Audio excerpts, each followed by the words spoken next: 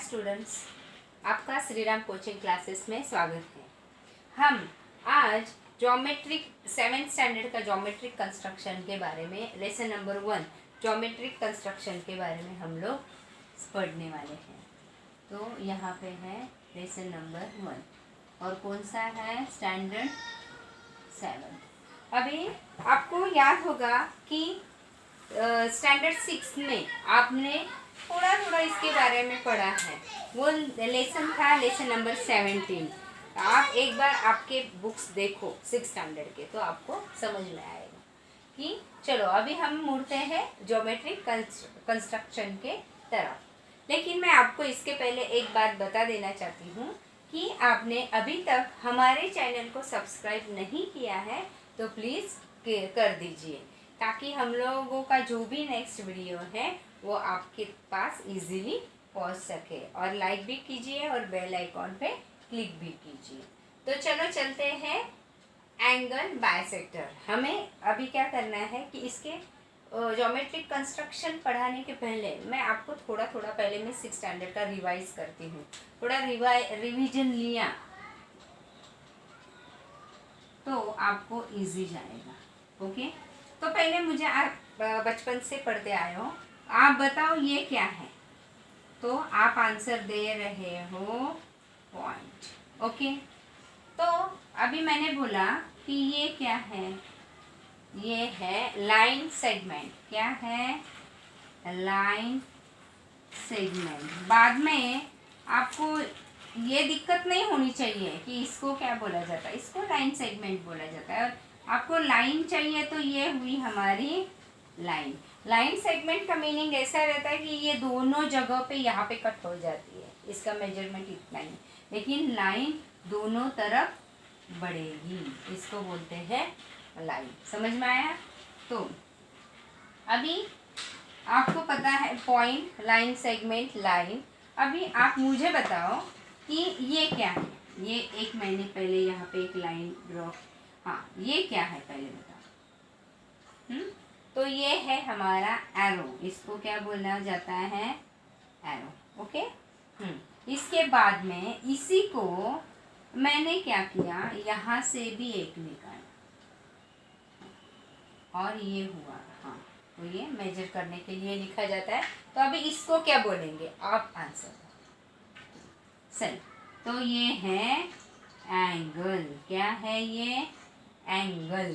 तो अभी इसका मेजरमेंट किया जाता है। प्रोटेक्टर लेते हैं हम लोग और इसको यहाँ पे रख के फिर लेते हैं। सपोज समझो ये है 30 डिग्री का एंगल। ओके, तो अभी ये एंगल जो है हमें एंगल बाइसेक्टर के तरफ मुड़ना है। अभी मैंने ये रिवीजन क्यों करवा के ली, क्योंकि पिछले भी साल में वैसे आपने पढ़ा है कि एंगल बाइसेक्टर किसे बोला जाता है, कि एंगल बाइसेक्टर की एक ऐसा रे जो ये जो एंगल है इसको 2 पार्ट में डिवाइड करेगा। Okay, suppose this is angle A B C and this is the ray B M. Okay, so ray BM is the bisector of the angle ABC. Okay, यही हमें पढ़ना है। तो चलो इसके बारे में हम लोग पढ़ते हैं। तो अभी समझ में आया आपको कि एंगल बाइसेक्टर क्या होता है? मीन्स वो एंगल कि उसके समान, वो एंगल को समान 2 भागों में डिवाइड करना। अभी देखो कि जैसे कि ये हुआ, मैंने ये एक एंगल लिया है। ओके, और यहाँ से आगे, हाँ, ये हुआ हमारा एंगल ए बी सी। अभी मैं क्या लिख रही हूँ कि रे बी एम। ओके, कि यहाँ से मैंने एक रे डाला है, एक रे है। हाँ? रे बी एम इज द, हाँ, is the bisector of angle ABC। अभी हमें क्या करना है कि ये बाइसेक्टर जो है वो कैसे निकालते हैं वो पढ़ना है।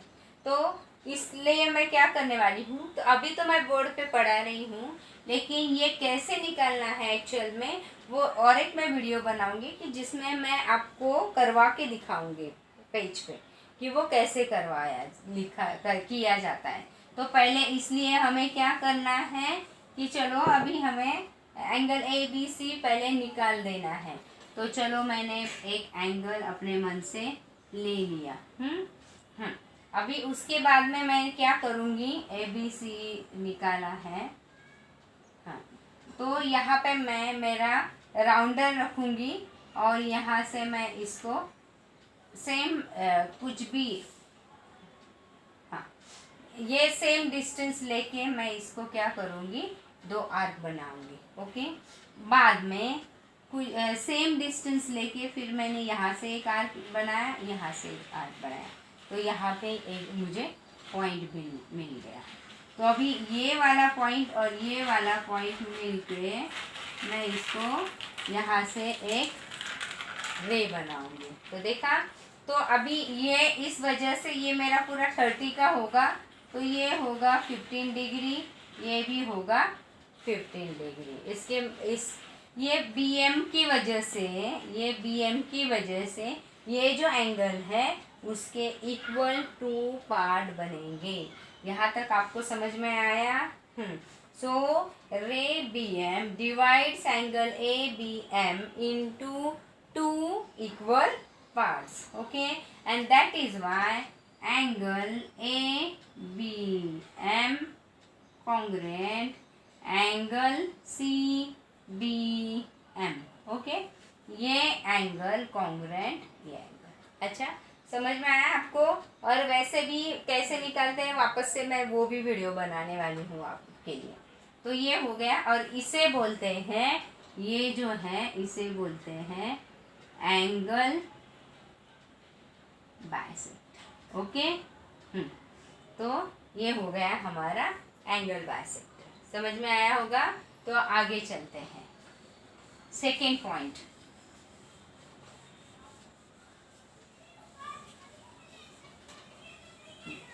अभी हमारा जो सेकेंड पॉइंट है वो है द परपेंडिकुलर बाइसेक्टर। वैसे तो आपको पता है, वो पिछले साल आपने सीखा है, of line segment, perpendicular bisector of a line segment. पहले मैंने बताया था रिवीजन में कि लाइन सेगमेंट क्या है। सपोज मैंने क्या किया, यहाँ पे ये एक लाइन ली मैंने PS, जो कि सपोज है 5 सेंटीमीटर। कितना है?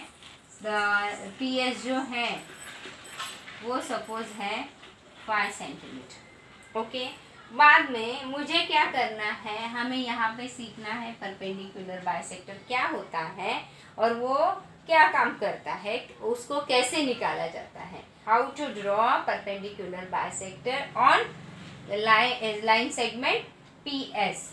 तो चलो, सपोज फर्स्ट मैं आपको एक बताती हूँ। एक पहले हम लाइन निकालते हैं, उसके बीचों बीच सपोज मैंने एक परपेंडिकुलर लाइन निकाली, सर एक जो है 90 डिग्री में एक लाइन निकाली।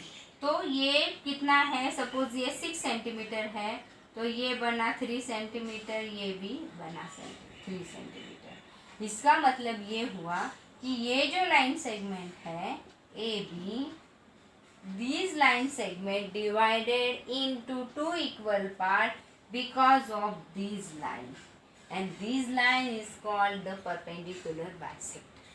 ओके, कि ये जो AB सेगमेंट है इसको ये जो लाइन निकाली इसकी वजह से इक्वल 2 पार्ट्स में वो डिवाइड हो गई, that is why it is called perpendicular bisector. और परपेंडिकुलर बाइसेक्टर जो है वो हमेशा राइट एंगल में रहता है, दैट मीन 90 डिग्री में। तो चलो अभी वो हमने सीखा कि वो क्या होता है, बाद में वो क्या काम करता है, divided into two part. That line means this we have to divide this PS line segment into two equal part. Okay, now how to draw it. तो मैंने क्या किया, पहले राउंडर लिया, वैसे मैं वीडियो बनाने वाली हूँ उसमें मैं आपको दिखा दूंगी. तो राउंडर लेके यहाँ पे और यहाँ पे एक आर्क निकाला, देखिए, और इक्वी डिस्टेंस पे ही होंगे दोनों भी आर्क. ओके, वही मैंने यहाँ से मैंने वापस से वही लिया डिस्टेंस, और यहाँ पे मैंने आर्क निकाले, और बाद में ये जो आर्क है इसके बीचों बीच में से मैंने एक लाइन निकाली. तो चलो अभी सपोज यही होगा. तो ये जो होगा हमारा होगा राइट एंगल में ही ये लाइन आएगी. तो ये हमेशा एंगल होगा 90 डिग्री का. और ये इक्वल, अभी हमने PS कितना लिया है, 5 सेंटीमीटर में लिया है.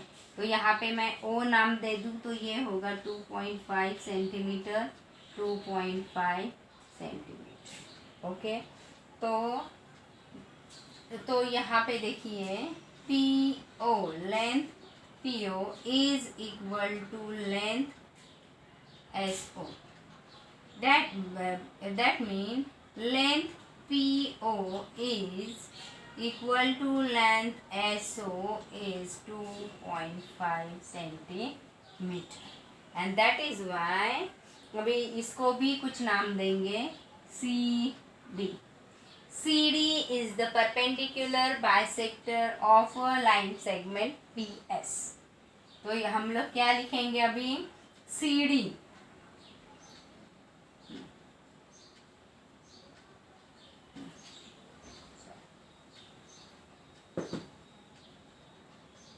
CD is the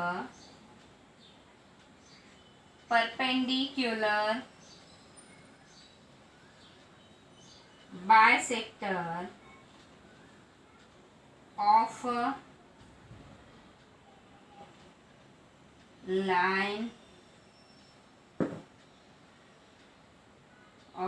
line segment PS. तो समझ में आया कि परपेंडिकुलर क्या काम करता है. ये जो PS लाइन है इसको 2 इक्वल पार्ट में डिवाइड करता है, एंड दैट इज वाई इसको परपेंडिकुलर बाइसेक्टर कहा जाता है. तो हमें आज यही तक ही पढ़ना है. आप ये दोनों आप अच्छे से निकाल के देखो और प्रैक्टिस करो. वैसे भी मैं इसके आगे ही ये वीडियो भी आपको भेज देती हूँ. Thank you for watching this video. And suppose subscribe नहीं किया है तो करो.